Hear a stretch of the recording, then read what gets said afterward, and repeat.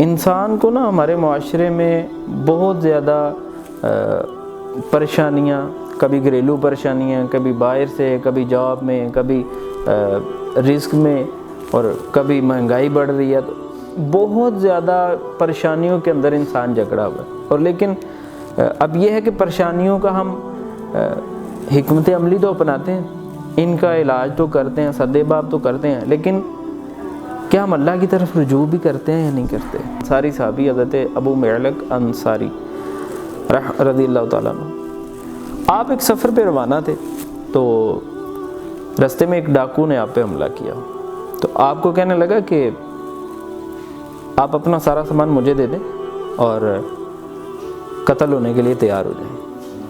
آپ نے فرمایا کہ آپ کو سامان سے غرض ہے، آپ سامان لے لو، مجھے چھوڑ دو۔ تو اس نے کہا نہیں، میں قتل کرنے کے ارادے سے آیا ہوں۔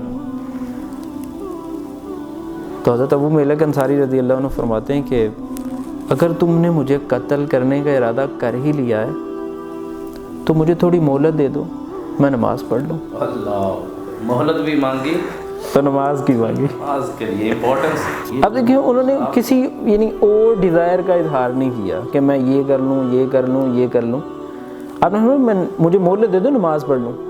وضو کیا، نماز پڑھی، نماز پڑھ کے دعا مانگی، اللہ تعالیٰ کی بارگاہ میں 3 مرتبہ دعا مانگی۔ ابھی وہ دعا مانگ کے فارغ نہیں ہوئے تھے، ایک شخص نمودار ہوا، اس نے ہاتھ میں نیزہ پکڑا ہوا تھا اور اس ڈاکو کو اس نیزے کے پہلے ہی وار سے قتل کر دیا۔ تو آپ نے اس شخص سے پوچھا کہ تم کون ہو؟ اس نے کہا میں چوتھے آسمان کا فرشتہ ہوں۔ تو میں کہ یہ کیسے ہوا سارا معاملہ؟ اس فرشتے نے کہا کہ جب آپ نے پہلی دعا مانگی تھی تو آسمان کے دروازے ہلنے لگ گئے تھے، دوسری بار دعا مانگی تو آسمان پہ چیخ و پکار شروع ہو گئی، تیسری بار دعا مانگی تو ایک آواز آئی کہ میں ایک مجبور کی دعا ہوں۔ وہ فرشتہ کہتا ہے کہ میں نے اللہ تعالیٰ کی بارگاہ میں عرض کی، یا اللہ مجھے اس ڈاکو کو قتل کرنے کا حکم دے، مجھے اجازت دے، میں جاؤں اس کو قتل کر لوں۔